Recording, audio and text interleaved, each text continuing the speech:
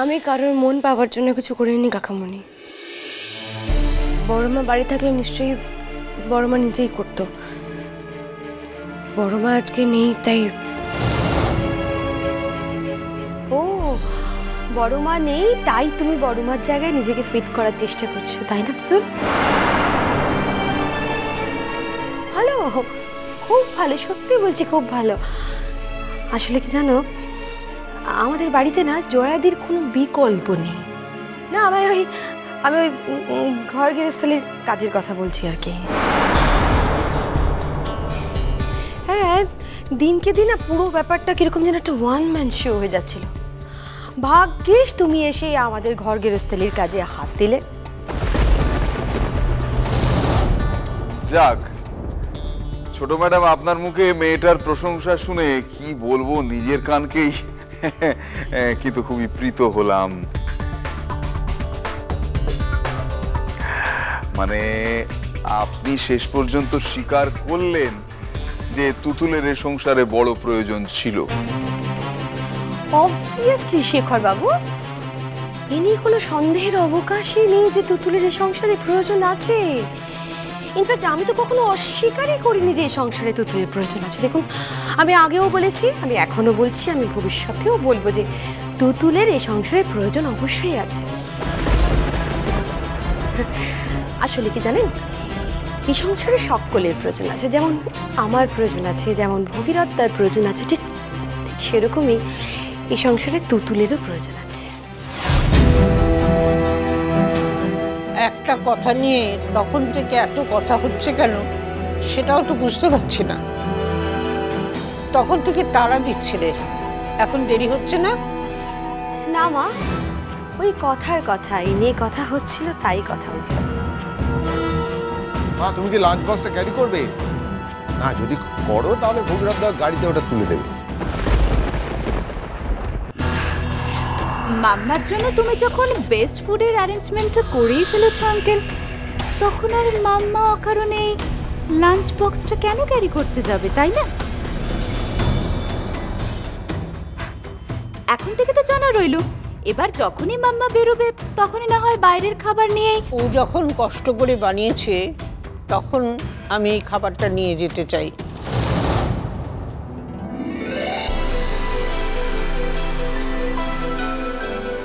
ভগীরথ, খাবারটা গাড়িতে তুলে দাও।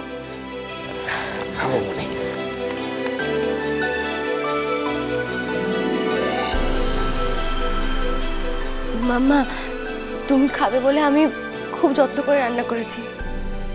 Thank you.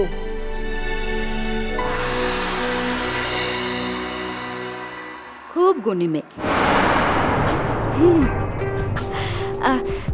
কিন্তু একটা ব্যাপার ভেবে আমার খুব খারাপ লাগছে। আচ্ছা আঙ্কেল, তোমার ফ্যাশন শোতে তো আমরা সকলেই ইনভাইটেড, তাই না? এমনকি আয়ুষও যেতে রাজি হয়েছে, শুধুমাত্র তুমি তুতুলকে ইনভাইট করোনি কেন আঙ্কেল? তুমি কি মিস করেছো?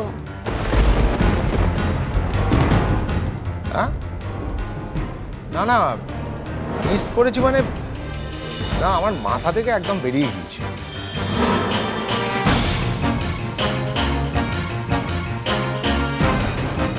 আরে না না, তা নয় অবশ্য। আসলে কি জানো, ওকে তো এখনো পাবলিকলি আয়ুষের বউ হিসেবে অ্যানাউন্স করা হয়নি না, তাই। কাকামণি, তুমি বললেও আমি ওখানে যেতাম না। আমি জানি কোথায় কতটুকু আমি যেতে পারি। তোমাদের ওসব জায়গা কি আর আমাকে মানায়? এরকম বলো না তুতুল, বোকামে মন খারাপ করে না। তুমিও একদিন। সব জায়গায় সবাইকে মানায় না, এই কথাটা খুবই সত্যি মধু। এতে তুতুল কিছু মনে করতে যাবে না, ও এটা বোঝে। এই ধরো, তুতুলকে যতটা আমার ঘরে আমার বেডরুমে মানায়, ও কি আর ওই ফ্যাশন শোতে মানাবে? কখনোই না। ঠিক তেমনই তোমাকে যতটা ওই ফ্যাশন শোতে মানায়, তোমাকে কি আর ঘরে মানাবে?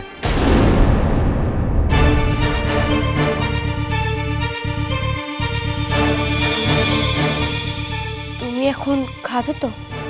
হ্যাঁ, খেতে দাও আমাকে। এই কি রে, তুই এখন খাবি মানে? আমার বউয়ের হুকুম হয়েছে, যেদিন অনেকক্ষণ সময়ের জন্য বাড়ি থেকে বেরোবো সেদিন যাতে বাড়ি থেকে লাঞ্চ করে যায়।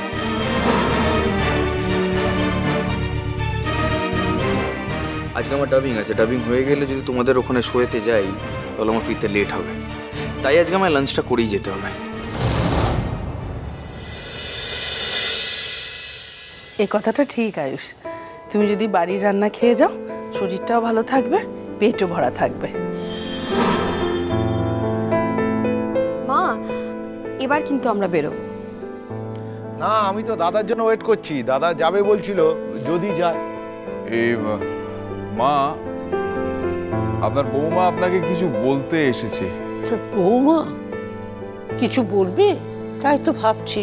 সকালবেলা তো বৌমার আসার অবসর হয় না। কি বৌমা, কোথাও যাচ্ছ নাকি? মা, ওই আমার স্কুলের ছোটবেলাকার বন্ধুর মেয়ের আইবুড়ো ভাতে আমাদের নেমন্তন্ন, তো কোথাও তো বিশেষ যাওয়া হয় না, তাই বলছিলাম কি একটা বেলা যদি। বৌমা, সে তো ভালো কথা মা, তুমি তো কোথাও যেতেই চাও না, তবু যে যাচ্ছ। হ্যাঁ, এই জন্য আমিও না মানে আপত্তি করিনি, আমি রাজি হয়ে গিয়েছি। অবশ্যই আপনার মতামতের একটা ব্যাপার আছে, ওই জন্যই আপনার অনুমতি নিতে এসেছে। তবে আমরা ওই সারাদিনের মতন যাব ঠিকই, কিন্তু ওই রাত্রে ফিরে আসবো। তা যাও না, তো খুব ভালো কথা। আমি তো সবসময় চেয়েছি বৌমা একটু এদিক সেদিক যা। কিন্তু বাড়িমা, তোমার তখন যাওয়া হবে না। কিন্তু বাড়িমা, তোমার তখন যাওয়া হবে না। কেন রে মা, কিছু কাজ আছে আমার এখানে? আছে তো, কি বিচ্ছিরে চুলটা বেঁধেছো দেখেছো আয়নাতে? আমি ওকে খেতে দিয়ে তোমার চুলটা বেঁধে দেবো, তারপরে তুমি যাবে। রিমা, না না, ওসবের কিছু দরকার নেই। আচ্ছা, এই বয়সে আমাকে কে দেখবে বলতো? তোমার মেয়ে তো ঠিকই বলেছে আন্টি, তুমি এক জায়গায় যাবে আর তোমার মেয়ে তোমাকে নিজের হাতে সাজিয়ে দিতে চাইছে, তাতে প্রবলেমের কি আছে? আমি ওকে বেশিক্ষণ আটকাবো না, ম্যাক্সিমাম 10 থেকে 15 মিনিট। এ বাবা আয়ুষ, আমার জন্য তোমার।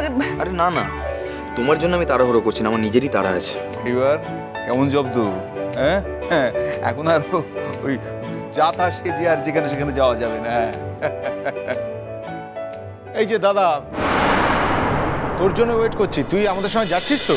না রে, তোরা যা, আমি একটু পরে যাচ্ছি, একটা মিটিং শেষ করে আসছি আমি। তোমার কি আজ শরীর ভালো নেই দীপ?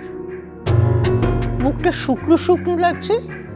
না, ঠিক বুঝতে পারছি না কি হয়েছে, একটু টায়ার্ড লাগছে। যাকে ও নিয়ে চিন্তা করার কিছু নেই, ঠিক হয়ে যাবে আস্তে আস্তে। অংশ, তোরা বরং এগো, বেরিয়ে যা, আমি বিকেলের দিকে আসছি। আচ্ছা চলো মা, তুই এলি মধু, চল।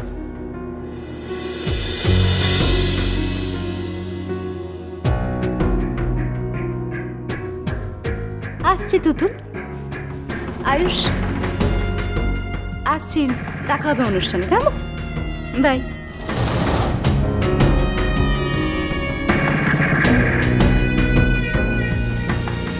বাবা, আজকে তো বড়মা বাড়িতে নেই, তোমার প্রেশারের ওষুধটা তো বড়মা রোজ দিয়ে দেয়, তুমি কি আজকে নিজে নিয়ে খেয়েছো? না, আর আমি প্রেশারের ওষুধ খাই বা না খাই তা দিয়ে তোমার দরকার কি? তুমি কি ভেবেছ? তুমি যদি ভেবে থাকো এইভাবে আমার মন জয় করবে, পারবে না, বুঝতে পেরেছো? ওষুধটা খাওয়া তোমার নিজের শরীরের পক্ষে ভালো বাবা, এতে আমার কোনো লাভ নেই, বরং তুমি ওষুধ না খেলে আমার ক্ষতি। কারণ যদি তোমার শরীরটা খারাপ হয়ে যায় তাহলে সেটা শুনতে আমার ভালো লাগবে না। তুমি যদি না খেয়ে থাকো তাহলে বলো, আমি জানি কোথায় থাকে, আমি নিয়ে আসছি। সত্যি তো ব্লাড প্রেশারটা বেড়েছে মনে হচ্ছে। মাথার ভিতরটা দপদপ করছে, ঘাড়ের কাজটা ব্যথা করছে, কিন্তু ওর কাছ থেকে তো আমি ওষুধ খাবো না। আহ কি আশ্চর্য, তুমি যাও না ওষুধটা নিয়ে এসো না, তুমি এনে দিলে স্যার ঠিকই খাবেন। না, আমার জন্য এতটা কনসার্ন দেখাবার কোনো দরকার নেই ওর। তুতুল, যে তোমাকে পছন্দ করে না তাকে নিয়ে কেন এত তুমি মাথা ঘামাচ্ছ? তোমার আত্মসম্মান বলে কিছু নেই? যার তোমার প্রতি একটুও কনসার্ন নেই, তোমার তার প্রতি এত কনসার্ন কিসের বলো তো?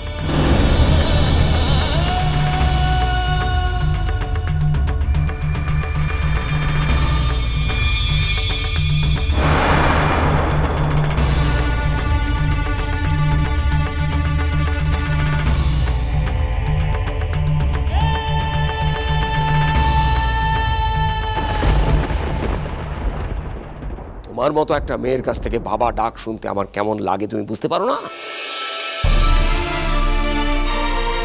ঘৃণায় আমার মাথাটা কুঁকড়ে যায়, বুঝতে পেরেছো?